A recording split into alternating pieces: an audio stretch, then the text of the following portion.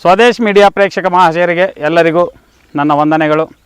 ಇವತ್ತಿನ ವಿಷಯಕ್ಕೆ ಹೋಗೋಕೆ ಮೊದಲು ಬಹಳಷ್ಟು ಜನಗಳಿಗೆ ಬಹಳಷ್ಟು ರೀತಿಯಲ್ಲಿ ಪೀಡಿಸ್ತಾ ಇರತಕ್ಕಂಥ ಒಂದು ಸಮಸ್ಯೆ ಅಂದರೆ ಮೈಕೈ ನೋವುಗಳು, ಮಂಡಿ ನೋವುಗಳು, ಕೀಲುವಾತಗಳು, ಸಂಧಿವಾತ.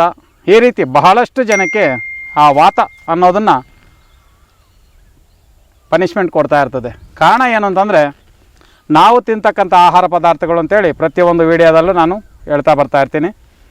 ಏನು ಅಂತಂದರೆ ವಾತ ಪದಾರ್ಥಗಳನ್ನ ನಾವು ಅತಿ ಹೆಚ್ಚು ಯೂಸ್ ಮಾಡ್ತಾ ಬಂದಾಗ, ಸೇವಿಸ್ತಾ ಬಂದಾಗ ಆ ಒಂದು ವಾತ ಪ್ರಕೋಪಕ್ಕೆ ತಿರ್ಕೊಂತದೆ. ವಾತ ಅನ್ನೋದು ಪ್ರಕೋಪಕ್ಕೆ ಹೋದಾಗ ನಮಗೆ ಬಹಳಷ್ಟು ರೀತಿಯಲ್ಲಿ ಬಾಧಿಸ್ತಾ ಇರ್ತದೆ. ಈ ಬಾಧಿಸ್ತಾ ಇರ್ತಕ್ಕಂಥ ವಾತಕ್ಕೆ ನಾವು ರಾಮಬಾಣವಾಗಿರ್ತಕ್ಕಂಥದ್ದನ್ನು ಒಂದು ಇವತ್ತು ಮೂಲಿಕೆ ತೋರಿಸ್ಕೊಡ್ತೀನಿ ನಿಮಗೆ.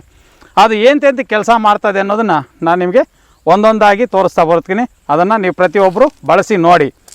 ಇದು ತೊಟ್ಲಿ ಬಳ್ಳಿ ಅಂತ ಕರಿತೀವಿ ನೋಡಿ. ಇದೆಲ್ಲ ಇದೆ ತೊಟ್ಲಿ ಬಳ್ಳಿ, ಪೂರ್ತಿಯಾಗಿ ಈ ಕಡೆ ಎಲ್ಲ ತೊಟ್ಲಿ ಬಳ್ಳಿನೇ. ಈ ತೊಟ್ಲಿ ಬಳ್ಳಿ ಏನಂತ ಕೆಲಸ ಮಾಡ್ತದೆ ಅನ್ನೋದನ್ನು ನಾನು ಒಂದೊಂದಾಗಿ ಹೇಳ್ತೀನಿ. ಇದರ ಎಳೆಗಳನ್ನ ನಾವು ಚೂರ್ಣ ಮಾಡ್ಕೋಬೇಕು, ಒಣಗಿಸ್ಬೇಕು. ಒಣಗಿಸಿ ಅಂದರೆ ಪ್ರತಿಯೊಂದು ಎಲೆ, ಇದರಲ್ಲಿ ಮುಳ್ಳುಗಳು ಜಾಸ್ತಿ ಇರ್ತದೆ. ಹುಷಾರಾಗಿ ನಾವು ನೋಡಿ, ಎಲೆಗೂ ಮುಳ್ಳಿರುತ್ತೆ. ಈ ಮುಳ್ಳುಗಳನ್ನ ಹುಷಾರಾಗಿ ನೋಡಿಕೊಂಡು ಎಲೆಗಳನ್ನ ಬಿಡಿಸ್ಕೋಬೇಕು. ಬಿಡಿಸ್ಕೊಂಡು ನಾವು ನೆರಳಲ್ಲಿ ಒಣಗಿಸ್ಕೊಬೇಕು. ಒಣಗಿಸ್ಬಿಟ್ಟು ಚೂರ್ಣ ಮಾಡ್ಕೋಬೇಕು.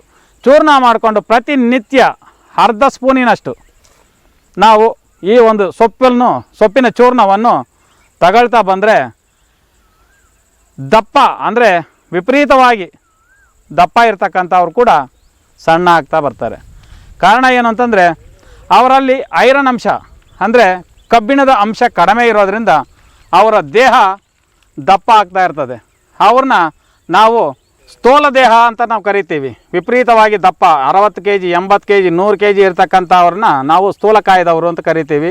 ಬೊಜ್ಜು ಒಂದು ಇಷ್ಟು ದಪ್ಪ ಬೊಜ್ಜು ಹಾಕ್ಕೊಂಡು ದೇಹ ದೊಡ್ಡದಾಗಿ ಮಾಡಿಕೊಂಡು ಸ್ವಲ್ಪ ದೂರ ನಡೆಯೋಕ್ಕಾಗಲ್ಲ, ಸ್ವಲ್ಪ ದೂರ ಓಡಾಡೋಕ್ಕಾಗಲ್ಲ, ಎದ್ದರೆ ಕೂತ್ಕೊಳ್ಳೋಕ್ಕಾಗಲ್ಲ, ಕೂತ್ರೆ ಎದ್ದು ನಿಂತ್ಕೊಳ್ಳೋಕ್ಕಾಗಲ್ಲ. ಈ ಸಮಸ್ಯೆಗಳಲ್ಲಿರ್ತಕ್ಕಂಥವ್ರು ಈ ಒಂದು ಚೂರ್ಣನ ಪ್ರತಿನಿತ್ಯ ಸೇವಿಸ್ತಾ ಬಂದರೆ, ಕೆಲವ್ರು ಕೇಳ್ತಾರೆ, ಸ್ವಾಮಿ ನಾನು ತಿಂಗಳಿಗೆಲ್ಲ ಕಮ್ಮಿ ಆಗಿಬಿಡ್ತೀನಿ ಅಂತ. ತಪ್ಪು.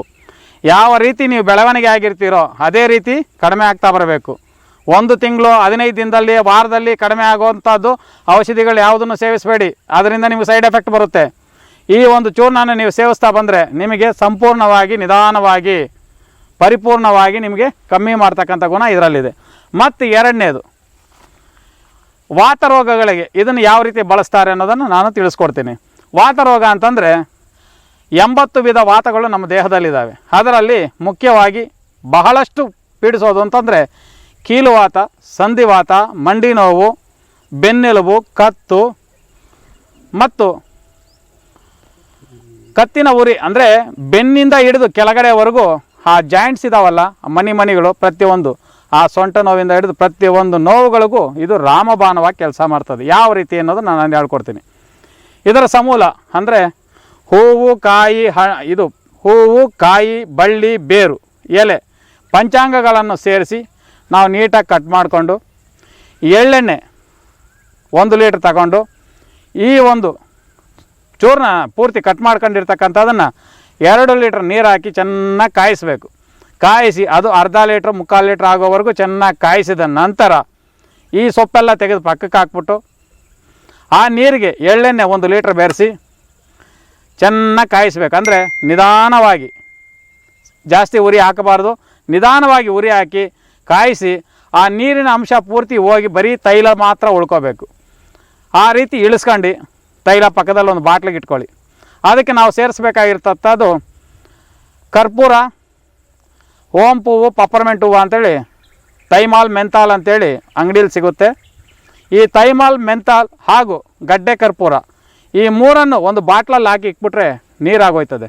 ಈ ನೀರನ್ನು ಅಂದರೆ 1 ಲೀಟ್ರ್ ತೈಲಕ್ಕೆ 100 ಗ್ರಾಮ್ ಅಷ್ಟು ತೈಲನ ಇದನ್ನು ಬೆರೆಸ್ಕೊಂಡ್ರೆ ನಿಮಗೆ ಅದ್ಭುತವಾಗಿ ಕೀಲು ನೋವುಗಳಿಗೆ, ಮಂಡಿ ನೋವುಗಳಿಗೆ ಎಲ್ಲದಕ್ಕೂ ಲೇಪನ ಮಾಡ್ಕೊತ ಬಂದರೆ ಸಂಪೂರ್ಣವಾಗಿ ನಿಮಗೆ ಆ ಒಂದು ನೋವುಗಳು ಕಡಿಮೆ ಆಗ್ತಾ ಬರ್ತವೆ.